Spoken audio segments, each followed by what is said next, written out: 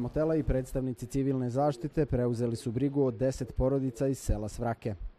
U motelu su u ovom trenutku smještene starije osobe, žene i djeca, dok muškarci još uvijek pokušavaju spasiti sve što mogu iz porušenih domova. Trenutno u motelu Bešlić imamo 10 porodica, odnosno 35 ljudi. Imamo uzrasta od malih beba do djece koja idu u osnovnu, srednju školu. Obezbijeđeni smo trenutno i sa hranom i sa odjećom. Ljudi imaju sva 3 obroka. Ja nemam ovdje što, ovdje je super. Ništa, nemam nikakvi zamjerki da kažem ovo valja, ovo ne valja.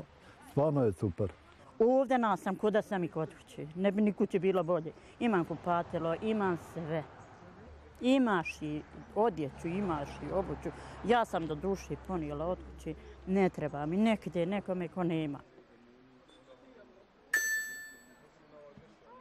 Mještani sela Svrake ne kriju zahvalnost koju osjećaju prema popularnom pjevaču koji im je pružio utočište, ali i sreću što su ipak uspjeli sačuvati goli život.